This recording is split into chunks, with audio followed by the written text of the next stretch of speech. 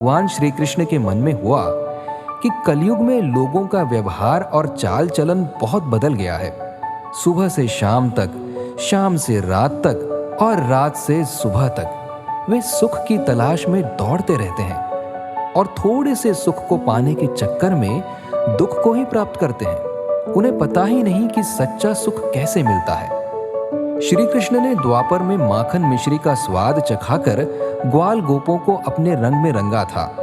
आज फिर से श्री कृष्ण के मन में आया, चलो कलयुग में भी मधुरता का रसपान लोगों को करवाया जाए और उन्हें सच्चे सुख की झलक दिखाई जाए। इस उद्देश्य से वे धरती पर आते हैं। सबसे पहले वे एक कॉलेज के विद्यार्थी के पास पहुंचते हैं। चलिए देखते हैं। हे बालक, सुनो। हाँ कहिए, क्या काम है? सुनो, मेरी ओर देखोगे? देखो तो मैं कौन हूँ। बोलिए क्या काम है? मैं थोड़ा अर्जेंट काम में बिजी हूँ। अरे, मैं तुम्हारे लिए माखन मिश्री का प्रसाद लाया हूँ, लो। अरे वाह, आपका कॉस्ट्यूम तो बहुत बढ़िया है। बिल्कुल भगवान कृष्ण लगते हो। कितने का लिया ये ड्रेस? वाह रे वाह कलयुग। विद्यार्थी, ये तुम्हारे हाथ में क्या है? क्यों, आपको पता नहीं क्या इसे क्या कहते हैं? लगता है जैसे आज तक आपने इसे देखा ही नहीं। ये मोबाइल है। इसमें सब काम हो जाता है। खेल, मेल, व्हाट्सएप भी, चैटिंग भी, मीटिंग भी, इवन बिलिंग, पेमेंट, वो सब भी। अच्छा लो, माखन मिश्री का प्रसाद लो। ठीक है, लाइए। लगता है इस कलयुग में भगवान से भी ज्यादा मोबाइल को लोगों ने अपने मन में बसा लिया है। माखन मिश्री का प्रसाद खाकर विद्यार्थी का मन आनंद से खिल जाता है। ये प्रसाद खाकर मुझे बड़ा अच्छा लग रहा है। आनंद और सुकून आ रहा है। छोड़ो इस मोबाइल को। आज मंदिर में जाता हूँ और कुछ अच्छा काम करता हूँ। मगर वो कृष्ण के ड्रेस में कौन आया था? आया और चला भी गया। देखता हूँ, शायद मंदिर के रास्ते में फिर से मिल जाए। आगे भगवान श्री कृष्ण पहुंचते हैं एक वकील के पास जो जल्दी जल्दी जा रहा है। अरे, इतनी जल्दी में कहाँ जा रहे हो मित्र? अरे, जय श्री कृष्ण। वाह, बड़े सुंदर दिख रहे हैं आप। कौन सी कंपनी में हैं? कंपनी मतलब? किसी ड्रामा कंपनी में होंगे ना आप। कृष्ण का किरदार मिला होगा आपको। किरदार तो मिला है, और संसार में यहाँ सब अपना अपना किरदार ही तो निभा रहे हैं ना। और आज मैं तुम्हारा किरदार देखने यहाँ आया हूँ। क्यों, मुझे भी किसी ड्रामा में लेने वाले हैं क्या? अच्छा मजाक करते हो बंधु। चलो जाने दो। ये बताओ, तुम इतनी जल्दी जल्दी कहाँ जा रहे हो? हाँ, एक झूठे केस में एक सीधे साधे आदमी को फंसाया है। आज उसका जजमेंट आने वाला है और मुझे अच्छी खासी रकम मिलने वाली भाई। अच्छा। हाँ, ये सब इस काले कोट का कमाल है। कलयुग का काला कोट। ठीक है, वो सब जाने दो। लो, ये माखन मिश्री का प्रसाद लो। लाइए। अच्छा, आपका कोई कोर्ट का काम हो तो कहना, मैं निपटा दूंगा।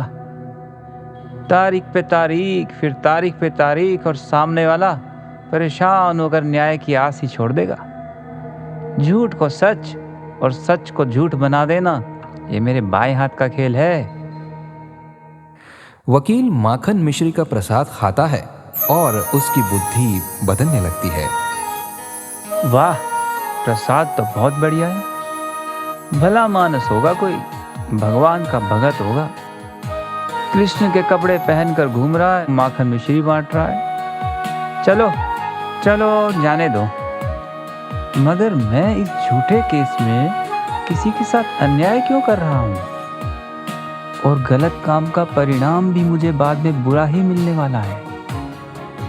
नहीं, उस बेचारे को मैं सजा नहीं होने दूंगा, नहीं होने दूंगा सजा।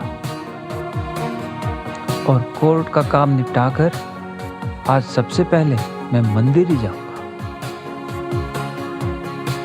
वाह रे वाह कलयुग तेरी माया, धरती का मनुष्य समझ नहीं पाया। संतों की शरण को भूल, झूठ कपट के धंधों में खुद को रमाया। अब भगवान चले अस्पताल की ओर। अस्पताल में लोगों की तकलीफें देखकर भगवान का हृदय द्रवित हो उठा कि कैसे मनुष्य ज्ञान के अभाव में व्यर्थ ही अपने कर्मों का फल भोग रहे हैं। भगवान वहां के एक डॉक्टर के पास जाते हैं। देखो, तुम गर्भवती हो और तुम्हें गर्भपात करवाना है तो 25,000 रुपये लगेंगे। लेकिन डॉक्टर, मेरे पास इतने पैसे नहीं हैं और मुझे एक और लड़की नहीं चाहिए। मान्यवर, इस युवती को क्या हुआ है?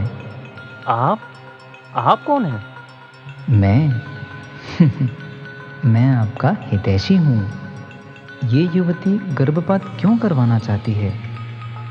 आजकल तो ये आम बात हो गई है। कोई गलत कामों के कारण गर्भपात करवाने आती हैं तो किसी को लड़की नहीं चाहिए, इसीलिए जन्म से पहले ही उसे मार देने के लिए गर्भपात करवाने आती हैं। लेकिन गर्भपात तो महापाप है ना? महाशय, आप चिकित्सक हैं, ये आपका धर्म नहीं है। और तुम भी तो एक स्त्री ही हो ना। अगर तुमको भी जन्म से पहले कोई मरवा देता तो तुम्हें ये सुंदर मनुष्य जन्म कैसे मिलता? बेटी तो साक्षात लक्ष्मी और दुर्गा का रूप होती है। फिर ये अपराध क्यों कर रही हो तुम? मेरे पति और सास ससुर को और एक बेटी नहीं चाहिए। तुम घबराओ नहीं। लो, ये माखन मिश्री का प्रसाद तुम भी खाना और अपने पति और सास ससुर को भी देना। भगवान उनको सद्बुद्धि देंगे और भूलकर भी आगे से गर्भपात के बारे में सोचना भी नहीं। जी।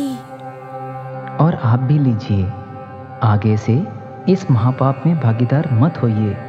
जी। कृष्ण की वेशभूषा में आप कौन हैं और कहां से आए हैं? आपको देखकर बड़ी शांति मिल रही है। मैं सब में हूँ, सब जगह हूँ। अब भगवान श्री कृष्ण पहुंचे हैं एक ऐसे व्यक्ति के पास जो एकांत में ध्यान भजन कर रहा है और गुरु मंत्र के जप में तल्लीन है। वत्स, वत्स। जी प्रणाम। आप तो साक्षात भगवान का रूप लग रहे हैं। कौन हैं आप? मैं सबके चित्त को आकर्षित करने वाला हूँ। मेरी बात छोड़ो, अपनी बताओ। मुझे कोई ऐसा व्यक्ति नहीं मिला जो भगवान के नाम में तल्लीन हो।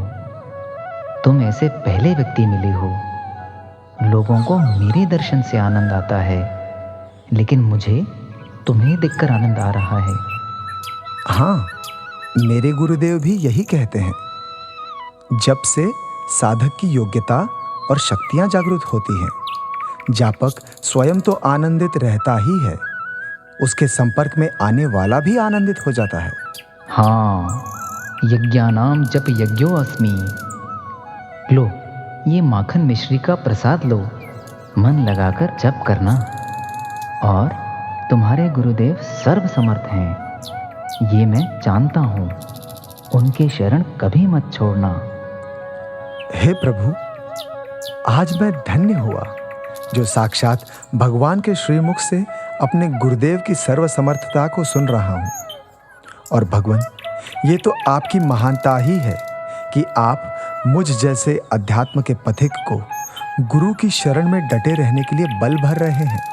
इसीलिए तो हमारे गुरुजी भी कहते हैं, सच्चिदानंद रूपाय विश्व उत्पत्ति आदि हेतवे तापत्रय विनाशाय श्री कृष्णाय वयम नमः। अब मैं चलता हूँ। और भी कईयों को ज्ञान और भक्ति का प्रसाद जो चखाना है। भगवान मुस्कुराते हुए चल देते हैं और पहुंचते हैं एक मंदिर में, और वहां शांत स्थान पाकर बंसी की मधुर ध्यान में समाधिस्थ हो जाते हैं।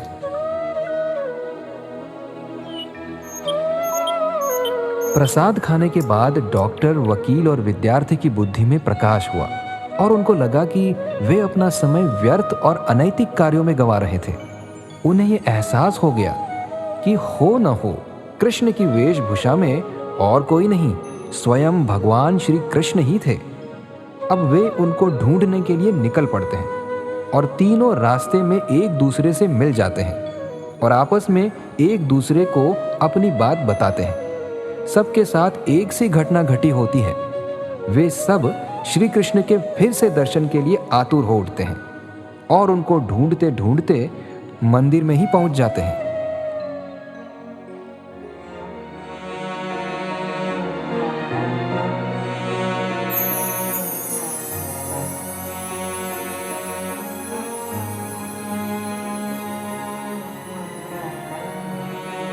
हमें क्षमा कीजिएगा भगवान। मुझे लगा आप किसी नाटक कंपनी से आए हैं। मुझे माफ़ कर दीजिए भगवान। मैं पैसे के चक्कर में कई बार झूठे केस में लोगों को सज़ा करवा चुका हूँ, मगर आज आपके दर्शन से मैं कृतार्थ हुआ। अब ये गलती मैं जीवन में आगे से नहीं करूँगा, कभी नहीं करूँगा। मैं भी पैसों के लालच में गर्भपात जैसा महापाप कर रहा था, पर अब मैं कसम खाता हूँ कि ये गर्भपात जैसा महापाप कभी नहीं करूँगा। मुझे भी अपनी गलती का एहसास हो गया। विद्यार्थी जीवन मोबाइल या किसी गर्लफ्रेंड के चक्कर में बर्बाद करने के लिए नहीं है। मैं अब अपने जीवन को ज़रूर सुधारूंगा। वाह वाह, ये तो बहुत ही अच्छी और खुशी की बात है। आपको सच्चे आनंद की अनुभूति करवाने के लिए ही तो मैं यहाँ आया था।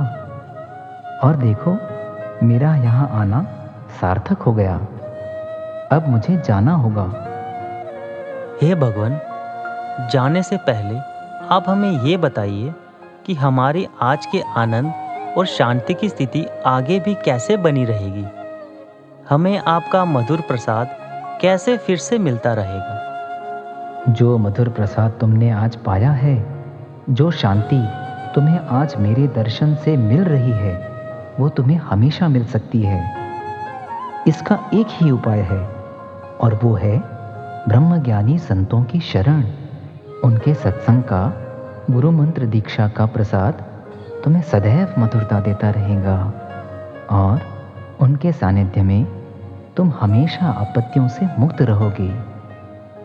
यहाँ तक कि मैंने भी जब जब इस धरा पर मनुष्य शरीर लेकर अवतार लिया है, ब्रह्मज्ञानी गुरु अवश्य किए हैं। मगर ऐसे ब्रह्मज्ञानी हमें मिलेंगे कहाँ? क्या कोई ऐसे संत हैं भी हमारे आसपास? हाँ हाँ, बिल्कुल हैं। भारत में ही हैं और तुम्हारे आसपास ही हैं। वर्षों से इस समाज में सत्संग और भगवान नाम जप से मधुरता फैला रहे हैं। वे अवतारी महापुरुष कौन हैं? इस कलयुग में वे अवतारी महापुरुष हैं पूज्य संत श्री आशाराम जी बाबा।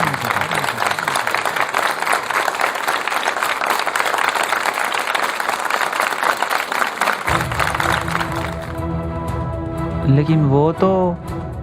मैं जानता हूँ तुम क्या कहना चाहते हो। इस कलयुग में जिन मनुष्यों का संग, आचार व्यवहार, खान पान अशुद्ध है, जो संतों की निंदा में लगे रहते हैं, वे भला ब्रह्मज्ञानी संत की महिमा कैसे समझेंगे। उल्लू को दिन में नहीं दिखता तो इससे सूर्य की शोभा या महिमा कम नहीं हो जाती। तुमने बापूजी के लिए जो भी ऐसा वैसा सुना है वो सत्य नहीं है। वे तो आज भी सूर्य की तरह शोभायमान हैं। इतना ही नहीं, मेरे जैसे करोड़ों साधुओं ने पूज्य बापूजी की महिमा का अनुभव किया है।